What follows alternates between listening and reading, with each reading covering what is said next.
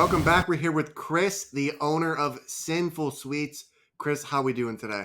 I'm amazing. How are you?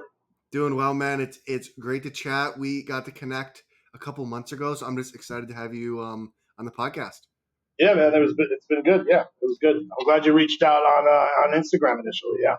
Of course. So you started Sinful Sweets back in 2011. What Yeah. inspired you to start this company?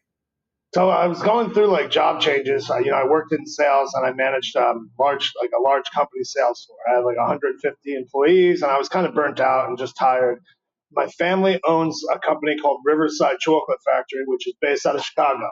So I just reached out to them and I said, "Do you think I could come and work and just try to learn and see if this is something I'd want to do?" And I said, sure. I was kind of in between that and like Chicago style deep dish pizza place. So I bought like some of the materials to do both and just kind of play around before I went out there. Then I went to Chicago and started working, and I'd get up early, and I just really enjoyed it. I loved it. And like the one thing is like people are always happy. Now, sure, do I get complaints, but like people are traditionally super happy when they're coming into a candy store, right? Because they're Yeah. there to buy a gift for somebody, or they just need to cheer up their day, and it's like a good place to be. But so it's like a real positive environment, and I'm kind of into that. That's amazing. So how did you kind of decide between like I want to go the candy route versus the pizza route? Man, because I could eat pizza every single day forever. I never get sick of pizza. I don't drink really anymore. It used to be my hangover medicine for everything, and I'm pretty sure I would be morbidly obese if I did pizza. Plus, like you get sick of something too that if you're doing it all the time. Like I love making candy because of the shapes, and different things that I get to create. But I don't eat a lot of sweets. Like I'll try something, right? Make sure I really enjoy it, I like it, and indulge. Like I think sweets are something that you indulge in, and pizza is just something that's just too much of my everyday that I could just eat. Yes. I'm pretty sure I would just make myself a pizza every day. And what are some issues you have ran into running a candy store and how did you overcome them? And like when you start a business, you run into every issue possible, right? Like any education that you have, it doesn't really matter. Like I don't want to say it's not good, but obviously accounting is helpful and useful. But I mean, there's so many issues that come up on a daily basis. I'm just going to talk about COVID, right? Like, I mean, because that's one that's all fresh in everybody's brains, right? I mean, we had a pivot. So I had 5 locations at the beginning of COVID, and I'm only down to 2 now, right? Like, just because you had to figure out now, every location I had was closed down because they were all in malls. The only one that was able to be open was in downtown Pittsburgh. And downtown Pittsburgh changed, right? Because nobody was going to work anymore. So it was a lot of just homeless population and other stuff going on. And we just kept getting robbed. So Oh, wow. I couldn't even open that store. So the only thing I was able to do was my online business. So I decided that I'm going to buy a building in a different area and kind of pivot and do things that way. And this way, I can kind of manage myself and manage my own operation and not be like held accountable to renter, like leasers and everything like that. And I needed to figure it out. But man, you don't learn anything in business until you do it, right? And then some people are good at reacting to those situations, and some people get crushed by those situations, right? Like, I mean, I'm sure we know so many businesses that closed during COVID. Yeah. Some people wanted to retire, and that's fine. And they just use that as a reason to let it go. And other people were, they didn't know how to handle it. And that's because a lot of people were treated unfairly. And it was a tough time to maintain. So, it's just how you react to any situation, then reaching out. Like, obviously, I know a lot of other business owners because you're in a business and, you network. But when I first started, I would talk to, there's a guy that like sticks in my head. His name's Barris. He owns Pizza Parma down here. And he's just, he's got real broken English, but he is just a great dude. And he's been in business for a long time. And he's a good asset and somebody just to call and talk to, So having key like people like that around you, it's going to help. But some people open up a company just because they think they're going to have all this free time and get to manage it themselves. That's not really reality. Yeah, I think you spend more time running your own business and have more headaches running your Sure. own business Oh my God, yes, 100%. staffing, everything. It is hard, man. It's hard. It's crazy running on your own business. But I mean, the idea is nice, right? Like the idea is like hopefully at one point in time you're able to separate yourself, but you never do. Like I've traveled all over, and I've been like I'm on the phone checking reports and checking what's going on and seeing what's happening. You're never really away from it.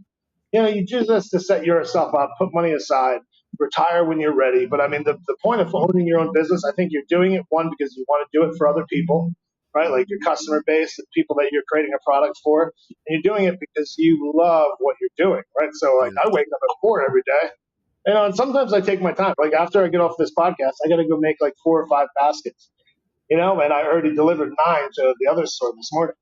So I just, just kind of roll with it. But you wake up before, put on some good music, hang out, and just go with the flow. But I love it. So Yeah, and I think when you love it, like it's like you said, you're on vacation, you're checking social media, you're answering DMs, or you're even putting thinking power toward it, like how can I do this better? yeah, How can I improve this system? And your candy is very unique and colorful. What sure. goes into the design process when you are creating these? Man, honestly, I just think I'm a little bit crazy. Like everybody asks me if I smoke weed or anything like that because I like get creative with products, but I don't. I don't do anything. I'm the most boring guy in the world. I have my daughter. I chill out. I just want to relax. But I mean, I just see in color sometimes. I was really artistic as a kid, and I really enjoy it. And so when I get to that translate into what you're doing on a daily basis, I call it edible art sometimes, and it's fun, right? And you get these molds, and you paint the molds, and then the paint goes. It's not paint; it's edible cocoa butter, but that's just dyed different colors. But then that transfers to the chocolate when the chocolate's settling, and it's just beautiful. Then you can airbrush candies and give it a glow, and just it's a lot of fun to create that type of experience. Yeah, and this is something that I'm actually personally curious about. With you selling chocolate, how do you find that line between selling a product that you know people want versus knowing that product might not be the healthiest for them?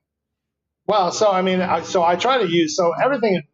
The reality is everything in moderation is okay, but you can overindulge in anything, just like me, I would in pizza, right?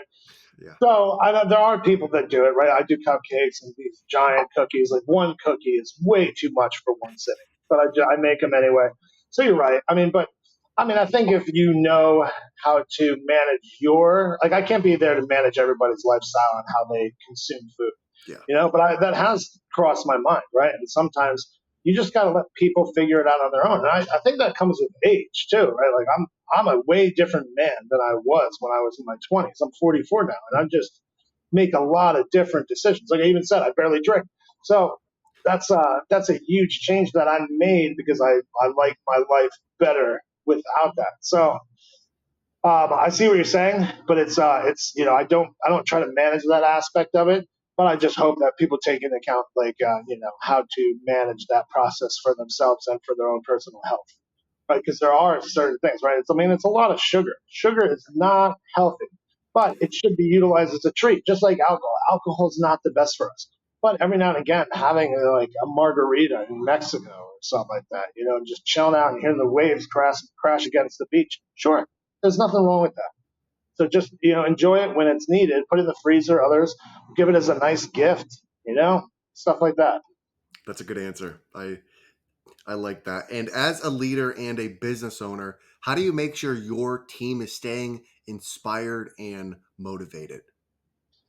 Well, so you can't motivate people, right? Like they have to be self motivated. People create their own motivation, and other people struggle with that. I think just talking about and creating certain goals, like the other weekend, the one store just has to shift gears, and I just spoke to them, and I created a little bonus structure for the day and the sales numbers, and whoever had, like, they both had different shifts, right? Both 4 hour shifts, and I said each one, if whoever can get and exceed to this number and has the highest sales for that day, I'm going to bonus them out. But I also talk to them about the reality, like where we're at in the week, where we need to be, what we're missing. And like you talk to people like, you know, one gentleman, he just sits down with his head down and he's like sulking. He looks like Eeyore, and I'm just like, man, nobody's want to come up to you if you're sitting like that. And I try to like paint a picture for them that if this was their family's business, right? Because I mean, the majority of my employees and my staff are younger, right? They're like, high school kids and whatnot. So like, you just got to talk to them like this. If this was your father's business, how would you run it for him?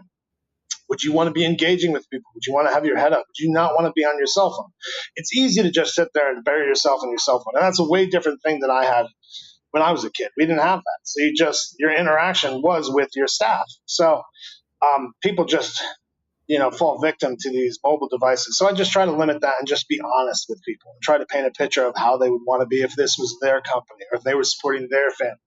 Like, most people don't want to be dicks, like your staff, they don't want you to fail. They want you to be successful. But they also want to meet what their needs are. You find out what motivates them a little bit, what get them excited, and why they come to work. Most of the reasons, especially for my group, is monetarily. Like they want to make money. That's why they're there. So a little bonus fun day over the weekend to try to drive and boost sales, which we did boost sales. We Nice. went over the number. You're honest with them, but then you're profit sharing with the people too. You're also giving them buy-in.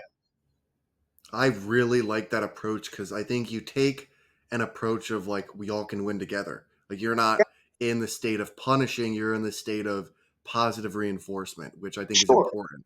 Yeah, nobody's going to do anything if they think I'm a dick, right? Like if they Yes. think that I'm an awful human being and they hate working for me, they're not going to want to do it. They're just going to sit there and collect a paycheck. We've probably both been employed by somebody that we just were not a fan of, and then Yes. you kind of take advantage and you don't care, which isn't the right thing to do either. But you don't care as much because you don't like how they're handling the business. And how can you respect somebody if you not don't like the way they're handling the business? Absolutely. And you mentioned on Instagram that Sure. your mother was a huge attributor toward your success. Yeah. Why was this? So my mom raised me predominantly by herself. She was just a really strong, powerful, independent woman, and we didn't have a lot of money. We grew up very poor, and just one of the things we did together was cook. We were in the kitchen. We were talking about like food. I was her little taste tester. Like trying sauce from scratch and watching my mom do everything. And my mom told me like there's love in food, and if when you love what you're doing, you love what you make, that's going to translate to everybody else. And that's a beautiful way of looking at this, right? Like Anthony Bourdain talks about food and a meal is the one thing that brings us all together as human beings.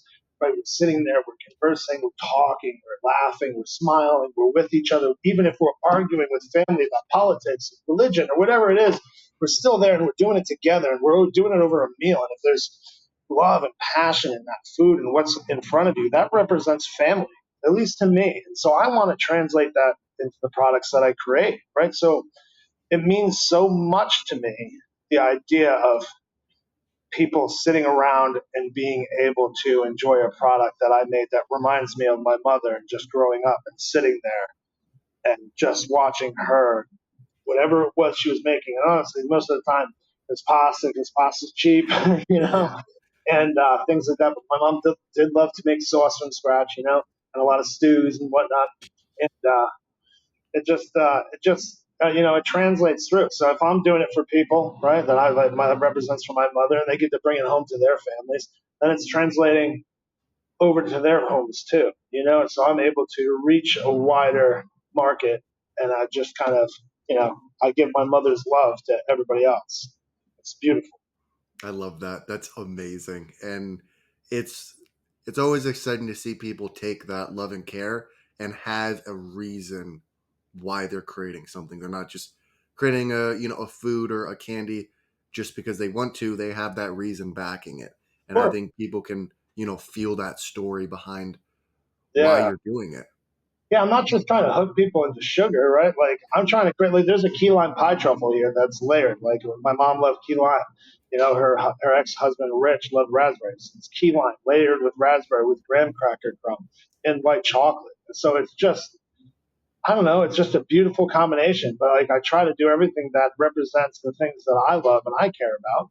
And it just to me it means more than just doing something to try to get people hooked, right? What's important to me is that people are buying a product that they are excited about to share with the people that they love. Yes, that's awesome. And you mentioned that you have a daughter. Yeah, yeah, yeah. What is one thing your daughter has taught you that has improved your life? So my daughter's going to be 3 in August. And the most amazing thing that ever happened to me is being a father. Right? Like I can't understand why. I have a hard time understanding why some people don't stick around for their kids. And I know everybody's got a different situation in life, and I know things are really hard. But I didn't really value as much in life as until she came along. Right? Like the most important thing to me is her. I would choose her over anything. I'd give up this entire company. I'd give up making candy. I would do anything that I could for her to give her the life that I feel like she deserves. And I just like my favorite thing in the world is just like her little hand holding mine and just going for a walk down the street. Like yesterday, her and I finished up at the store, and yesterday I threw her in the stroller and we walked 3 miles just to go to Sheets, just like which is a little gas station out here locally. I don't know if you guys have that over there too. No. And I mean, I could have gone right across the street to get it, but we just took a time and we're laughing and smiling, and she's playing peekaboo inside there. Dude, life doesn't get better than that. Like I don't, there's nothing that's going to ever trump that in life. I could be on the best vacation in the world, and I bet you I could have been on a vacation that I pictured in my 20s, which I thought would be the most amazing thing in the world. Well, I would take that walk that I did yesterday over any vacation, tropical island, over anything in the world. There's nothing that beats it.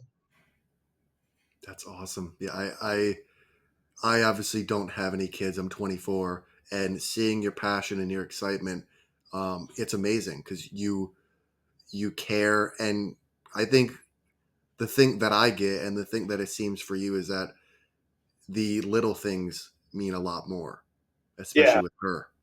yeah. Well, dude, I mean, I don't know if you've ever suffered any type of severe loss or anything like that.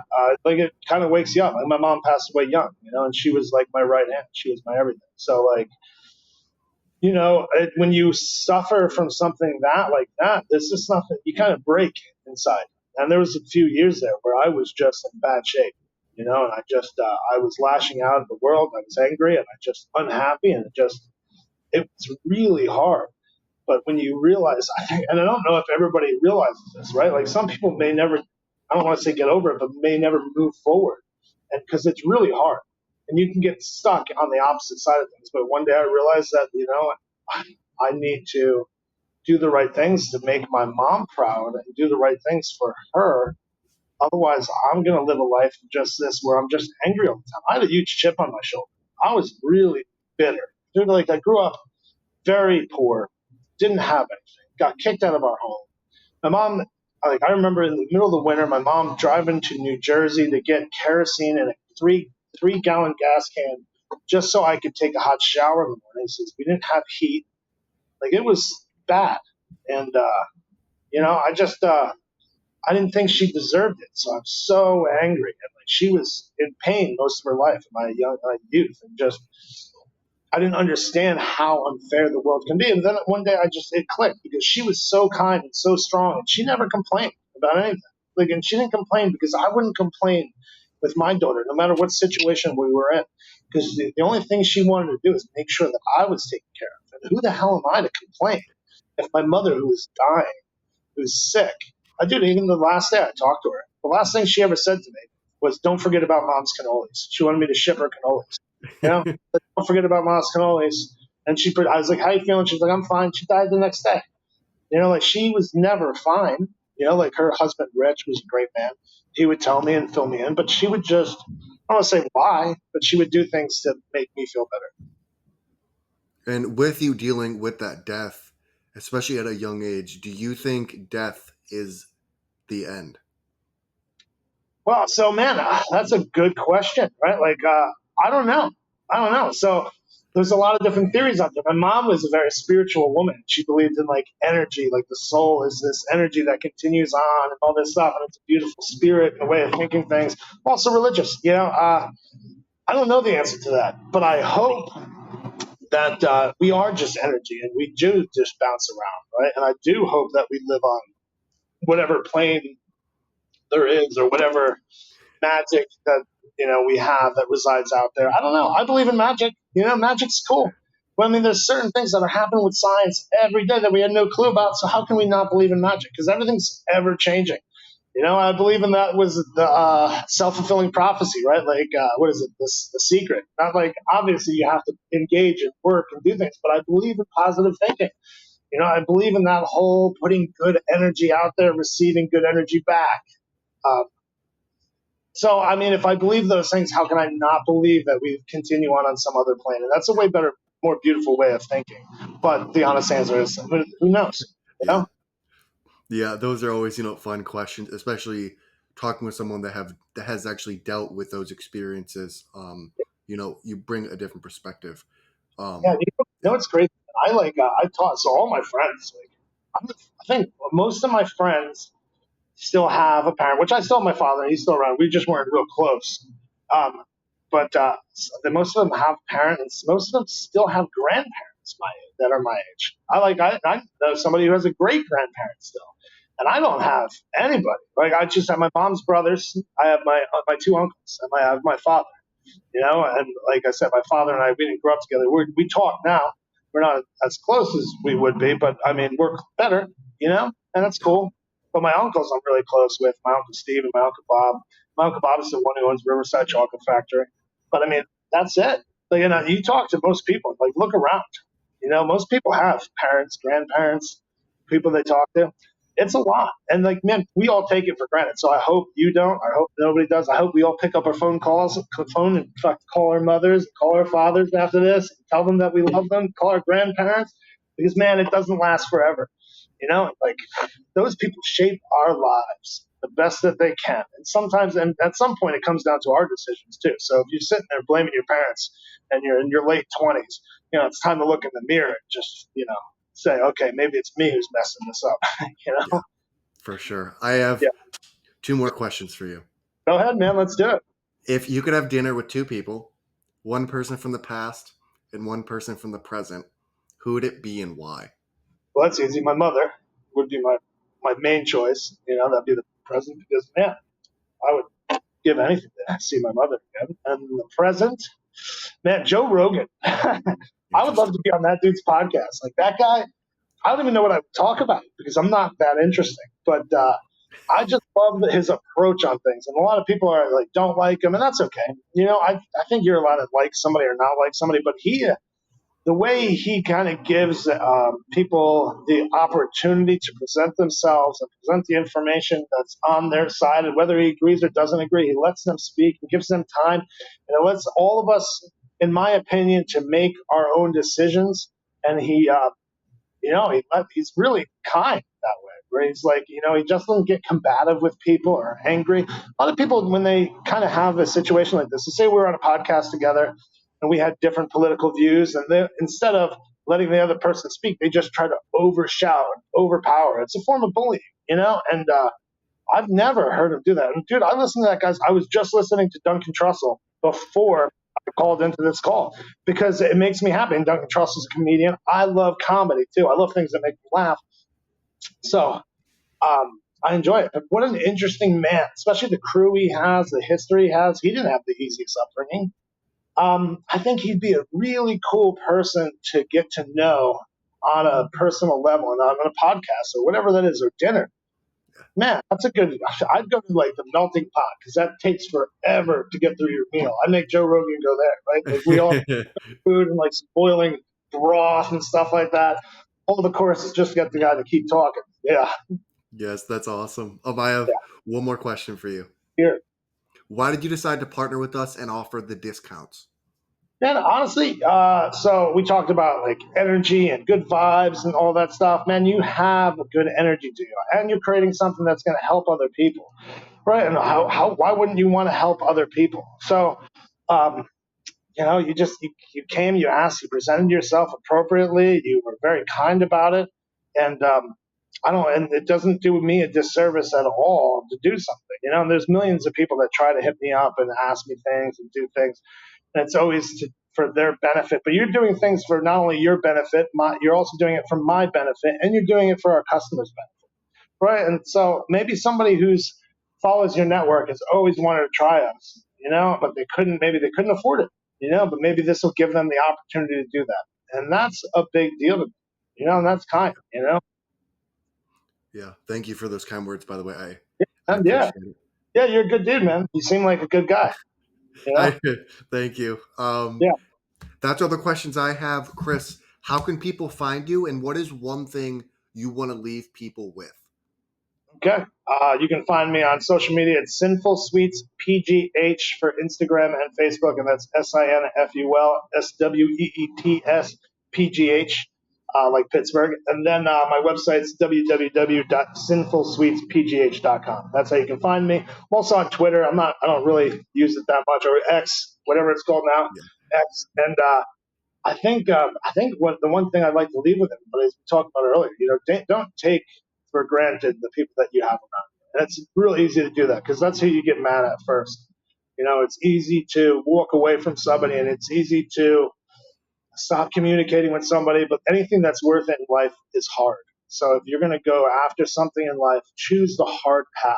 Choose to be the bigger person. Choose to overcome those battles and forgive our elders because, man, sometimes the whole thing, oh, can't teach an old dog new tricks. Sometimes it's true. Sometimes they can't get out of their own way.